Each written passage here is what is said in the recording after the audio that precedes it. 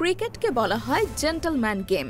সেই জায়গা থেকেই সৌজন্যমূলক আচরণ, বিশেষ করে ম্যাচ শেষে করমর্দন ক্রিকেটের অন্যতম এক ঐতিহ্য। তবে এশিয়া কাপে দেখা গেল ভিন্ন চিত্র। নিয়ম রক্ষার ভদ্রতাও দেখায়নি ভারত, যে ঘটনায় রীতিমতো তোলপাড় ক্রিকেট মহল। অনেকে ভারতের এমন মনোভাবকে ভদ্রলোকের খেলার পরিপন্থী আচরণ হিসেবে দেখছেন, যদিও এ নিয়ে এখনো কোনো আনুষ্ঠানিক ব্যাখ্যা মেলেনি।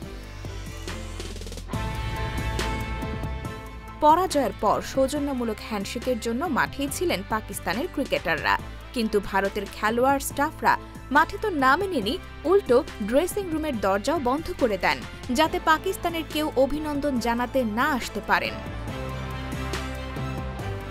মূলত ভারতের কেন্দ্রীয় সরকার ও ক্রিকেট বোর্ডের পক্ষ থেকে করমর্দন না করার সিদ্ধান্ত এসেছিল। ভারতের অধিনায়ক সূর্যকুমারও অকপটে বিষয়টি স্বীকার করেন।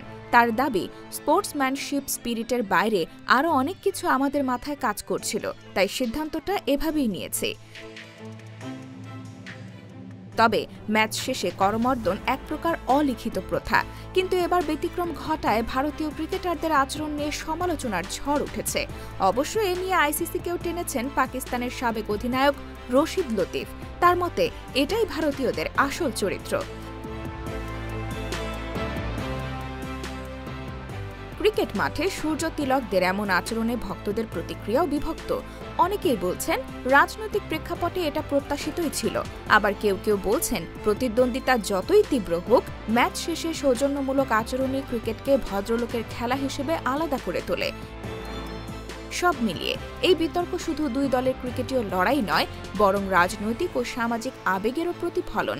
এখন দেখার বিষয়, এই আবহ সুপার 4 পর্বে দুই দলের খেলোয়াড়দের মনোবল ও পারফরমেন্সকে কিভাবে প্রভাবিত করে, আর ভবিষ্যতে খেলোয়াড় সুলভ সম্পর্ক কতটাই বা বজায় থাকে।